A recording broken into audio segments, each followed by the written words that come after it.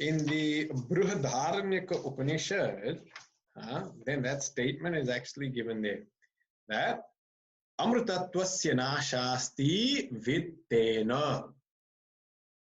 Amritatvasya, Amritam, immortality.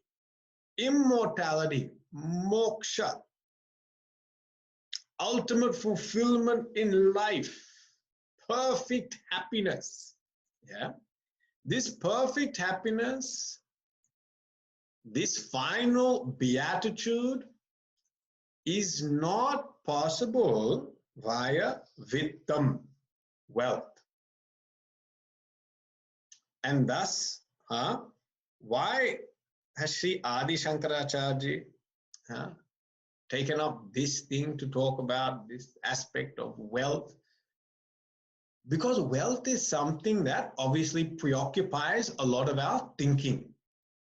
In fact, most of our karmas are aimed at towards the acquisition of wealth. And so most of our day, most of our karmas, and most of our life actually becomes a pursuit for wealth. And thus it is a big pitfall that we can fall into. That we can fall into the pitfall of merely running after wealth. Now, what has to be discussed here is what is the purpose of wealth in our life? What is the purpose of wealth in our life? Because we cannot merely discard it. We know that it is not possible to exist without wealth. You cannot run your day without wealth. Everyone must have some form of wealth. So is wealth essential? Yes, wealth is essential. But should wealth become our goal? That is the big question. The big question is, what is our relationship to wealth? What is our relationship to wealth? Because it's an essential part of our life.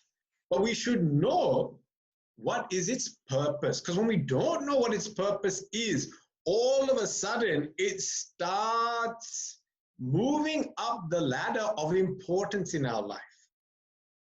And it starts becoming a goal. And what's dangerous is when it becomes a refuge. When wealth becomes a refuge in our life, this becomes a problem. What do we mean by refuge? A refuge is a place where you find freedom from fear. A place where you find freedom from fear. That's called refuge. And a lot of times, our mindset is such that wealth is our refuge, which means wealth will bring me security. Wealth will bring me security. This is the thought that can preoccupy our mind. And it's this thought that can be problematic. That when we believe that wealth is a source of security or is our greatest resource and security, then it leads to this unending thirst for more, because we are always in pursuit of absolute security. We are always in pursuit of absolute security. That cannot be stopped. That is inherent within us. When I say absolute security, what do I mean? Absolute fearlessness. Absolute fearlessness is an inherent and a natural desire which cannot be stopped, because moksha is the state of fearlessness. So we are all helplessly driven towards finding an absolute state of fearlessness. No one can stop that, not until you attain moksha. The problem that we have is when we place this concept of fearlessness in an object, and then we are driven by this notion, our inherent notion that I must get absolute fearlessness, then what happens is I keep pursuing that object to no end. It will keep on going and going and going and going. Absolute fearlessness can only be found in that which is infinite. However, when we mistake the finite to be the source of security, then we keep on taking finite plus finite plus finite plus finite in a vain, futile hope that if I accumulate enough finite, I will get infinite security. And this is the problem. This is the problem. Infinite also means absolute. So I have got an inherent thrust to find absolute security, called absolute fearlessness. I have misplaced my belief of this in something finite. And therefore, I keep pursuing that finite until it becomes absolute, which means infinite. So my hope is that infinite, finite plus finite plus finite plus finite plus finite will eventually equal infinite. And this is where we fall short. Yeah. And in this unending pursuit of this finite resource to give me infinite happiness, in this unending pursuit, we create a very negative emotion, and that emotion is the emotion of greed. The emotion or the feeling of not having enough. And this is the trap. This is the big trap for the seeker, that they can get caught in the pursuit of, the finite, unendingly pursuing it, which leads to a feeling that I never have enough. I never have enough. Enough in Sanskrit is called alam buddhi. Alam means enough. Not enough, na alam buddhi. Na alam buddhi. Na alam buddhi. That means I do not have enough. That's why also in Sanskrit, fire is called anala. An-alam. Alam, enough. An, not enough. That's why fire keeps on consuming things insatiably. Fire just doesn't stop until every resource is burnt down. It would just keep on going. As long as you keep feeding it, it will keep on going. Greed is like that. Greed is the same as fire. It will just keep on going and going and going and going, always in pursuit. So now, how do we manage this? Wealth is essential to our life, but there is a pitfall and a trap. And the trap, of course, is the trap of greed. So what should our relationship be with wealth? And it's interesting, if we analyze three aspects towards wealth. What is the cause of our pursuit of wealth? What is its nature?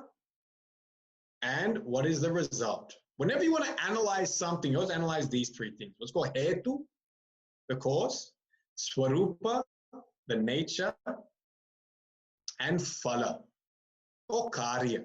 Karya means effect. Hetu, swarupa, karya. So now let us look at the pursuit of wealth from these three standpoints. What is the cause for pursuing wealth? If we look at it, there's two causes for pursuing wealth. Yeah. One is desire, and the other one is fear.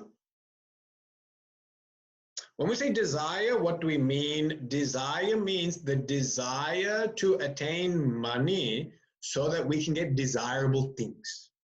Money will give me desirable things. Which means vittam will give me kama. Artha will give me kama.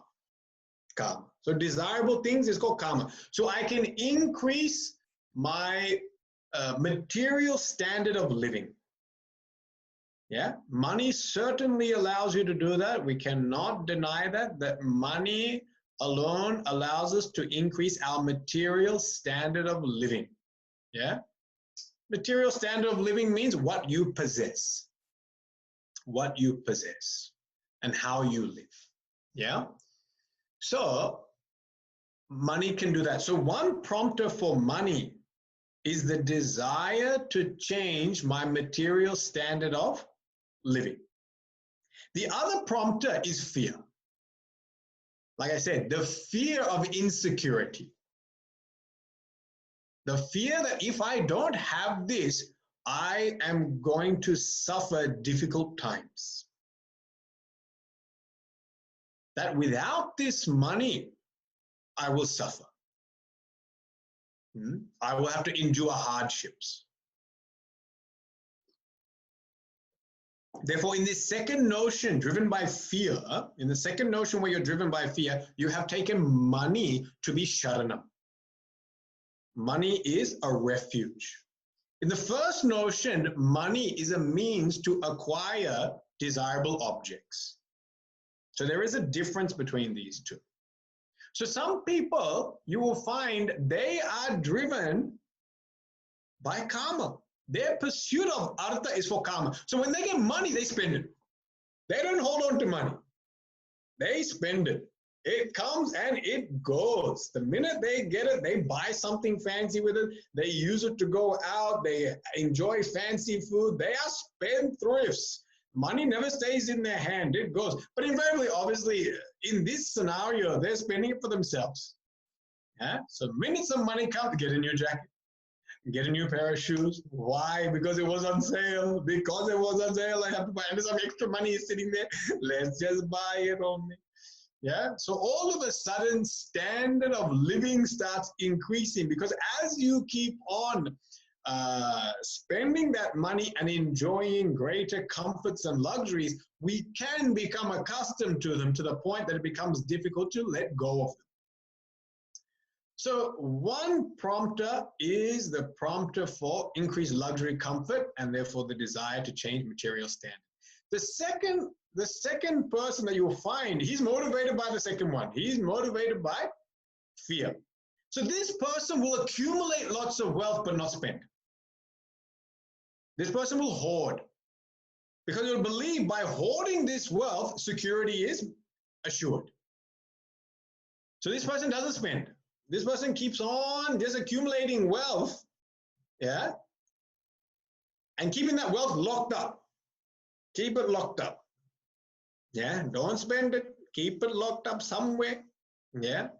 And this is mainly, this lifestyle or this behavior is driven by the notion that money is going to bring me security. Now, that's the two causes. That's the hetu. So what's the cause of engagement into seeking money? These two. Now, what is the swarupa of this pursuit? The swarupa or nature of this pursuit of money, in this instance, it becomes, the nature of it is I don't have enough. There is never enough. If you look for either one of these two people, the one who is a spendthrift, who enjoys comforts, he'll always want more comfort. Therefore, he'll always be looking, when this iPhone is out, how to get to the next iPhone, how to get to the next iPad, how to get to the next thing, how to get the latest model. They're always looking for the latest models. And therefore, money will never be enough because they'll always be thinking, even if I've got some, the next model is going to come out and I have to get it. I have to get it.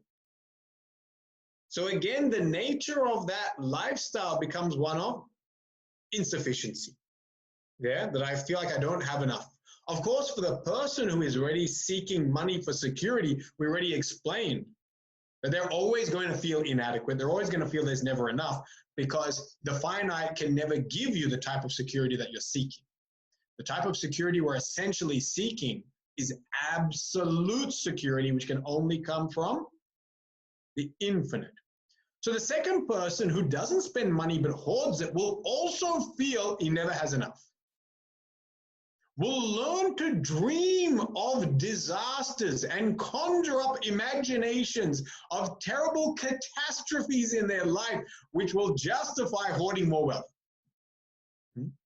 What if this virus continues on for the next decade? And if for the next decade I can't go to work, therefore must keep more and more money. Yeah? Or let's say this virus is over. Guess what everyone's going to do after this? Everyone is going to now hoard for the next virus. Because, okay, we have the COVID-19. 19 means 2019. But there could be a COVID-23. So I better save up. Because like in Olympics, it could come around every 4 years. I don't know. So therefore, let me save more for the next impending disaster. This person, because their mindset is geared towards acquisition for security, they'll keep on dreaming of disastrous situations which justify the pursuit of more. Therefore, again, the nature of, even for this person, is there's never enough. Na alam buddhihi, that is the nature. Na alam buddhihi, it's never enough. No matter how much I have, never enough. What is the outcome of these two? So we saw hetu, we saw swarupa, now what is karya? What is the effect? The funny thing about this wealth, the effect is, if you're the person who pursues desirable objects, you're going to find that even at the end of this, your desires are not going to go down. They are going to go up. So desire increases. As you keep on fulfilling desire, it keeps on increasing. And as we keep on pursuing wealth for security, we are not able to fill that void. And so therefore, in this situation, that feeling of insufficiency also continues on going. It keeps on going. So the ultimate effect of both of these lifestyles is that you continue to feel that you don't have enough. It is just almost an exacerbation of the situation. The situation almost gets even worse. You know, when you don't own anything, you know, it's funny nowadays, they have got insurance for everything. They've got insurance for everything. You know why? Because we have increased our lifestyle so much that we have bought objects that are so fancy, and now we're to insure those objects. When we had a very simple lifestyle, you don't need to insure that object. Why? It's not worth anything anyway. If I lose it, I'll go buy another one. Now when we increase our standard of living, all of a sudden we want to insure. What is insurance? A method where we believe we're going to get more security. That's what insurance is. The belief that by paying this extra premium, I'll be secured. And these insurance companies are very smart because they know all the little clauses to write so that you don't finally get what you need when you need. Sometimes never comes through. Yeah? But it's because we have continued to increase our standard of living and given a lot of value to all these things. We've given more value to these externalities. Then we feel the need to insure them. And because I then have to insure them, then all of a sudden more money is required. Yeah. And that's why this becomes a never-ending vicious cycle. That the more money I have, I upgrade my lifestyle. The more I upgrade my lifestyle, the more I have to insure it. And the more I insure it, the more money I need. And whenever I get any leftover, then I again upgrade because the next model comes out. So it's a method of thinking. It's a method of thinking. Okay? Now, this is currently our method of thinking, Hetu Swarupa Karya, of our relationship with money. How do we change it, and what should it be? What should our relationship be with wealth? So in our Shastra, if you see, there are 4 pursuits of man: Kama, Artha, Dharma, Moksha. They call the 4 pursuits of man. That means all of us at some point in time are pursuing one of these 4. Some 2, some 3. You see, Kama is at the bottom. Then you have Artha, then you have Dharma, and then you have Moksha. This Artha can either be used for the pursuit of Kama, but really Artha should be used for the pursuit of Dharma. This is what it should be used for. When Artha, wealth, is used just for the pursuit of comforts, that's when we get caught in what we just explained. We get caught in upgrading material comforts, getting attached to those comforts, having fear of losing those comforts, and then spending more money trying to ensure those comforts. Never-ending cycle between Artha and Kama. Now, let us take that Artha and now let us use it for the sake of Dharma. And when I say Dharma, what do I mean? Dharma means the upliftment of myself and the upliftment of society. That's what we mean by Dharma. My upliftment is different to my comfort. Upliftment means that process in which I grow as an individual. I grow by recognizing my greater potential and then expressing that potential. That's what it means to grow.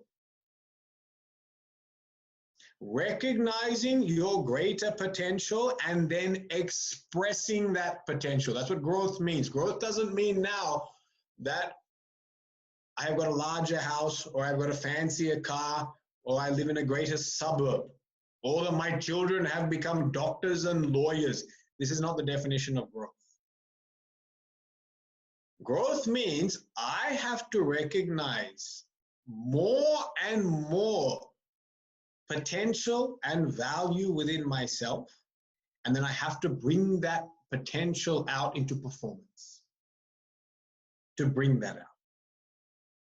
Now, in order to do that, any wealth that we use in order to facilitate this process, this is wealth that is used wisely. Wealth that is used to facilitate this process is wealth that is used wisely. This is how we should relate to wealth. So my relationship with wealth should be, wealth should allow me to recognize my potential and then express that potential, that fuller potential within myself. And that's why it is said, in order to break this cycle of seeking comfort, attachment to comfort, fear of loss of comfort, and then trying to ensure from that loss, it is said that one of the most important aspects of the Grihastha lifestyle is Dhanam. And Dhanam means donation. Dhanam means charity. Dhanam means act of giving. Da means to give. Dadati. He gives. Dhanam, that which is given.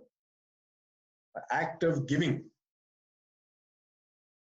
And through this act of giving, what happens and how do I disrupt that previous cycle of thought? Because that's what I need to do. I need to disrupt that previous cycle of thinking. Because in the previous cycle of thinking, I get caught, don't have enough mentality. Na alam buddhihi. That's the nature of the previous cycle. How do I disrupt this? Simply, it's disrupted by giving. That's where we start. We start by giving. What happens when we start giving? When all of a sudden when we start giving, then two things happen. Our mind turns away from my comfort towards the needs of others. So all of a sudden, this concept of my comfort, which was one of the reasons why we get caught in the previous mentality. One of the motivations for the previous mentality, increasing my comfort.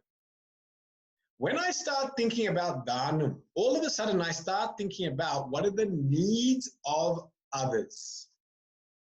And when I start recognizing the needs of others, the needs of others immediately paralyzes the desire for comfort within yourself. It paralyzes it. It has that power. It has that power. I'm sure we all, now we're experiencing that when we see someone, if we are to see someone who has lost their job, if we are to see someone who now doesn't have enough money to pay rent, to buy groceries, to sustain their life, all of a sudden the thought of our comfort is going to be thrown out the window. Obviously, when we go back to India, we do see a lot of this. We come really firsthand in contact with abject poverty. And when you see abject poverty, no person can think of their comfort. The mind cannot do it. When it sees desperation and sorrow in others, it immediately relinquishes its own self-interest and comforts. It is just an automatic reflex that can take place. And we can really take advantage of that. We can take advantage of that. So when we start practicing dhanam, we start shifting our attention towards the needs of others. And as we shift our attention towards the needs of others, it immediately paralyzes our desire for more comfort. It automatically does that. It automatically paralyzes the desire for comfort. So now one of the motivators for my previous lifestyle is now being disrupted or paralyzed. Yeah. We said the earlier motivator was fear and desire. Now desire is gone. Yeah. Because dhanam is now getting rid of desire. Now, what is the nature of dhanam? Dhanam, when you start practicing, when you start giving and giving and giving and giving, a person can never continuously give unless they have a belief that I have got more than enough. I am abundant. As you practice giving, this mindset starts growing within your psyche. I am abundant. Alam buddhihi. Alam, enough. Alam, more than enough. Yeah? I have got more than enough. So when I've got more than enough, it is so easy and natural and spontaneous to share. So as we practice dhanam, don't think that, oh, by practicing dhanam, my bank account is going down. No, what's happening is that all of a sudden, your own assessment of yourself is changing. You are beginning to recognize yourself not as a person who's inadequate, but a person who is now not just adequate, but abundant. So your image of yourself, how you perceive yourself, is now changing. And this is the most important thing. This is how it's linked to your growth. Because how is dhanam linked to my internal growth? Okay, I'm serving society, I'm helping society, but there can be a never-ending need for service to society. How does it help me? It helps you by creating a new thought in your psyche. And that thought is that you are abundant. When that thought comes into my mind that I am abundant, that means what? I have got greater potential. I have got greater potential. And with this greater potential, I can now do more. And that's what we called as growth. That's called a growth mindset. Recognizing your potential, your greater potential, and then expressing that potential. This is what happens when you simply start practicing dana. Yeah. Now I've also seen youth actually, they've also practiced dana. Yeah. But it's very easy to get caught up. And anytime you get some money, come into money with a birthday, Christmas, all these type of things, Diwali, sometimes we get money given to us, go visit relatives. And you can immediately start thinking, oh, now what can I buy? How can I spoil myself, treat myself? But I've seen people that the minute they come into that money, their mindset is that, who can I give this to? Who can I give this to? Because the minute it comes, their feeling is that now that I have got it, I am abundant, I have capacity, I've got more than enough. Good. How can I pass this on to bless someone else? I remember our Gurudev Swami Chinmaya, one person had asked about him, tell us more about yourself. And he had written a letter, and in that letter, I can't remember word for word, but he said, these hands have seen millions of rupees go through them. Crores of rupees have gone through these hands. But he said, I have squandered it all on the community. That was his way of saying that all the money he has collected, he has given back to the community. Everything has gone back. Yeah. So in this way, whenever we come in contact with something, we start thinking how we give. Now it can start with material. That's why the easiest way is to start with material. But something you have, you learn to give. That's the way you start. Later on, we can shift towards higher methods of thinking and start giving something subtler. What is subtler than wealth? Becomes our time. Our time and effort is more precious than wealth. So when we feel I have material abundance, it'll eventually start percolating into your psyche that actually now I have got time that I can give. I've got effort that I can give. I can start doing seva. Yeah? So rather than just writing the check, no, I will actually get involved in the project. I'll become part of the project rather than just writing an anonymous check and sending it through a mail. I will become hands-on, involved, and actively engaged in it. Yeah?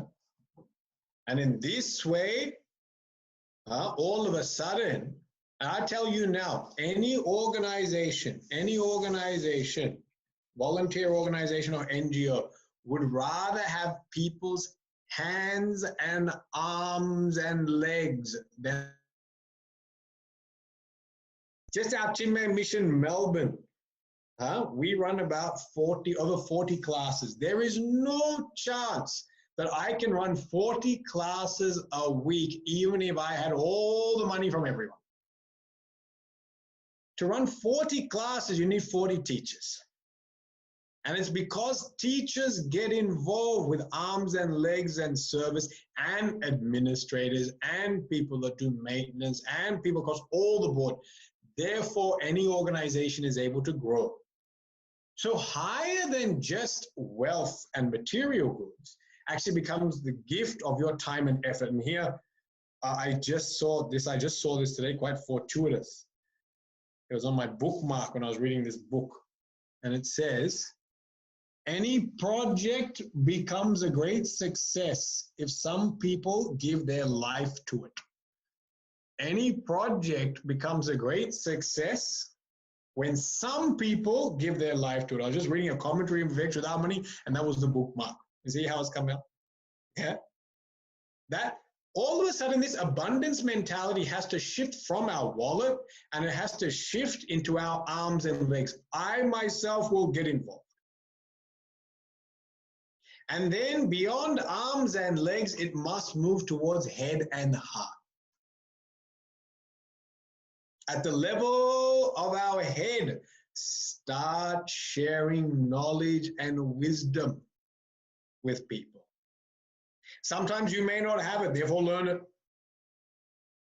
Learn it and then share it. And this is called Vidya Danam. And in Shastra it says Annadanam Mahadanam Vidya Danam Mahataram. The gift of food is great, but the gift of knowledge is the best. Annena Kshanika Triptihi Yavat Jivam tu Vidyaya.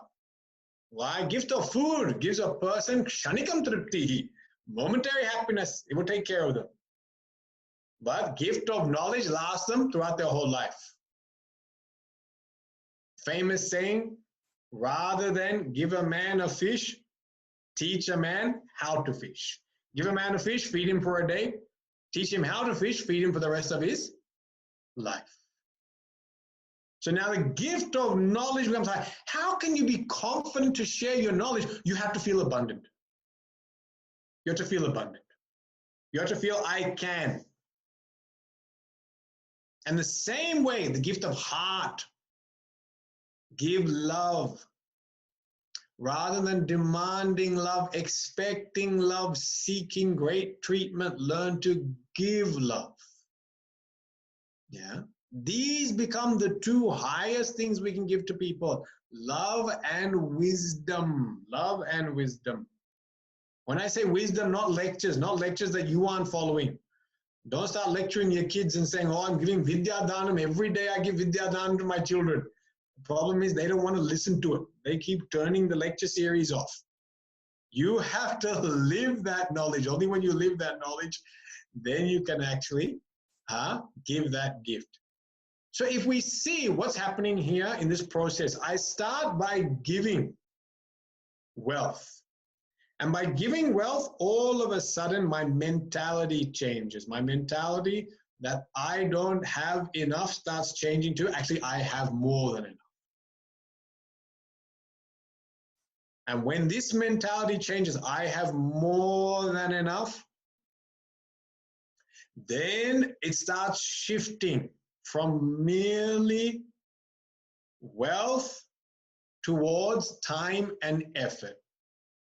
And then from time and effort, it moves towards knowledge and love. This becomes the greatest gifts we can give. And now have a look at the individual's growth. Through this process, what is happening to the individual who's giving? The individual is going from recognizing their own worth, from first of all feeling insufficient, I don't have enough, therefore I won't give, to now feeling materially sufficient, I have enough material, I will give. Then they start feeling, I have got capacity to serve. So all of a sudden, from capacity of what I possess, an abundance based on my possession, now my feeling of worth is connected towards my ability. My ability, my skill, my talent. What can I give to serve? Now my self-worth is all of a sudden changing. What it's being measured by is being changing. The yardstick is changing. Initially, it was measured by my external wealth.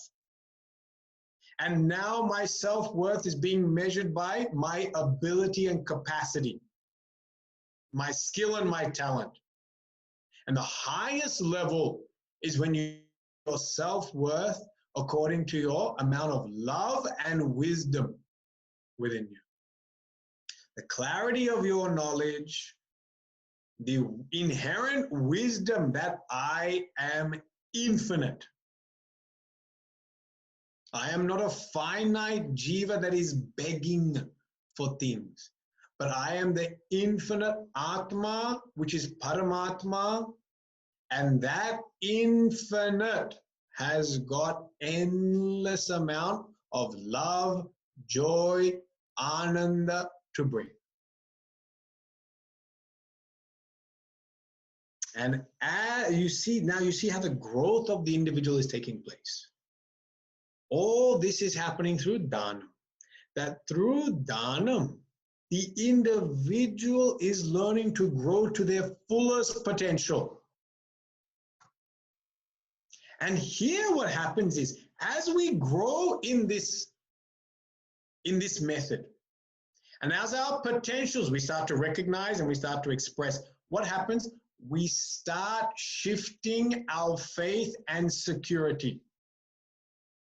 Our faith and security moves away from external possessions and wealth, which are supposed to protect me, towards my own capacity, my own adaptability, my own dynamism, and my own ability to deal with change.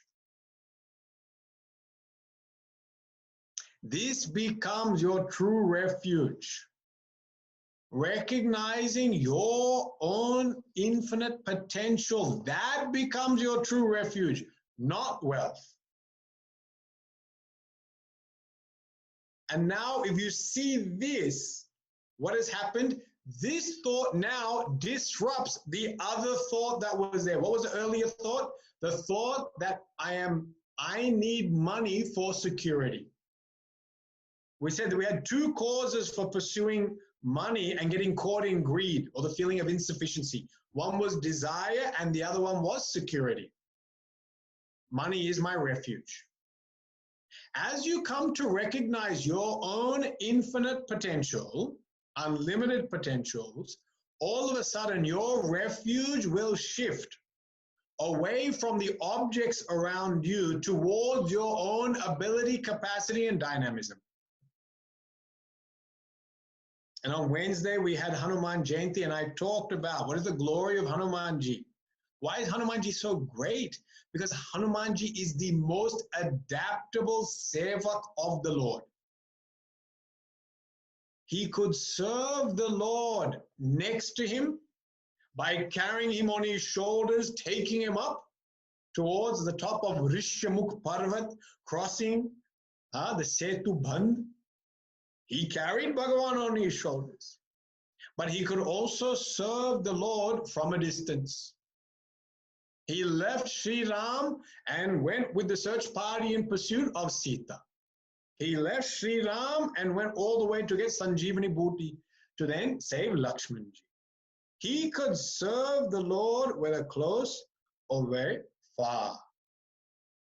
He served at times in a very small form, Sukshma Rupa Siya Hidikava. Bikata Rupa Dari Lanka Jarawa. So sometimes Sukshma Rupa Dari Siya Hidikava. Very small, humble, quiet listening. And other times he became the leader, instilled fear in the enemies around him. He could take the front. Some people are good only at leading, they can't follow. And some people only like to follow, can't take charge. Hanumanji could do both, most adaptable seva. He could lead, he could follow. He could serve from a distance or serve close. This capacity of adaptability, this should become our refuge. That as we grow in life, come to recognize how adaptable you are as a personality. As you recognize how adaptable you are, you will not be scared of any dramatic changes in your lifestyle. Because you will know That with any change in my lifestyle, I have the capacity to adapt. And my adaptation is not merely just to survive. Through my adaptation, I must learn to thrive. In fact, I thrive, not just survive. And that's why, the reason human beings are the crown of creation is because we are the most adaptable. Because we have the capacity to live in any terrain, whether it's complete tundra, ice. People are living in Antarctica. And people live in deserts. People live in mountains of the Himalayas. And they also live on the plains. Human beings can live and adapt in any situation. Yeah? This adaptability should become our refuge. The belief that with whatever changes life brings, I can not only survive, I will thrive. I will learn to adapt, I will learn to change, which means what? I might need to change my lifestyle.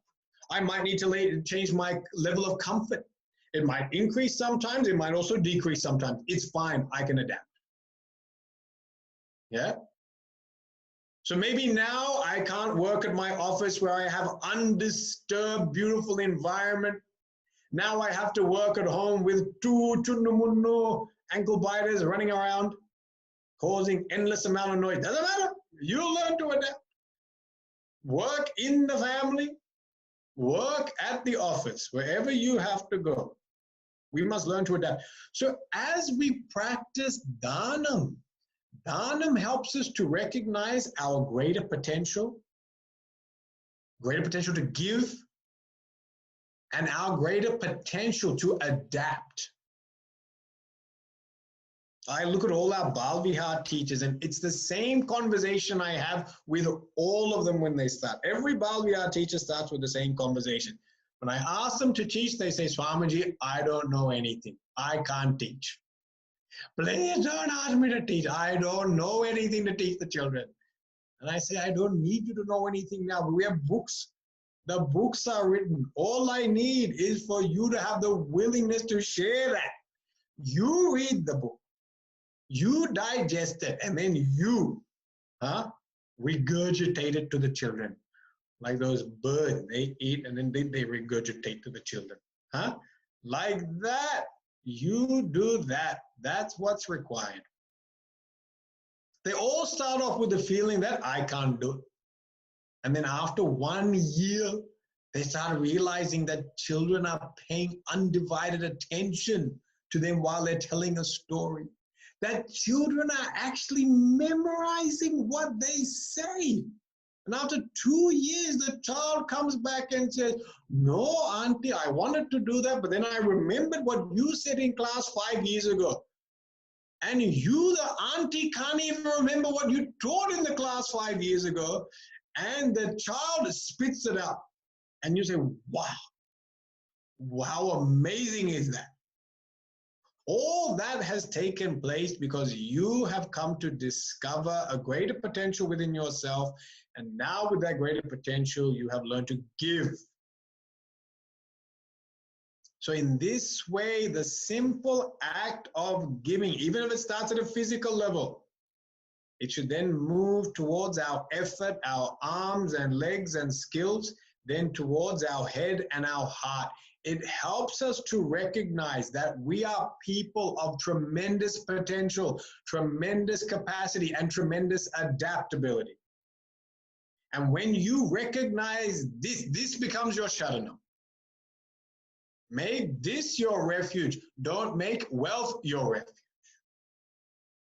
So in the simple act of dhanam, we come to disrupt the two thoughts that get us caught in the greed mentality. One was the thought that I need more comfort. How? By seeing other people's needs. When I see other people's needs, I give up my comforts. And the other one is that through giving, I come to recognize my greater potential, that I am abundant. And then all of a sudden, I don't need wealth as a security blanket. Wealth becomes used for one, my sustenance of life, and two, for the service of society and others. In this way, I can shift and change my relationship with wealth. As this happens, all of a sudden, there's a tremendous amount of purification that happens in that person's mind. The mind becomes purged of selfish desires, feelings of inadequacy, feelings of insufficiency. And when those feelings of inadequacy, insufficiency, and desires are gone, the mind becomes very tranquil. And such a tranquil mind becomes perfectly fit for meditation. Okay? And that becomes the next topic, which is taken up. We'll look at next week how through this shift in our thinking, all of a sudden, we become a lot calmer, clearer, and have a greater capacity to hold our mind steady and dive within to seek the infinite within. Okay. So this week, you should see how you can practice dhanam in some way or some form, whether financial, physical, emotional, or through the gift of knowledge and wisdom. See in what way you can practice dhanam. And the best time is now. Don't say, oh, now things are tight, I can't practice. Now is the time, because there are people of tremendous need. There is so much need out there. Therefore, we should see how we can practice that. I think I'll close the class, and then I'll just close with the prayer, and then there's one announcement after that.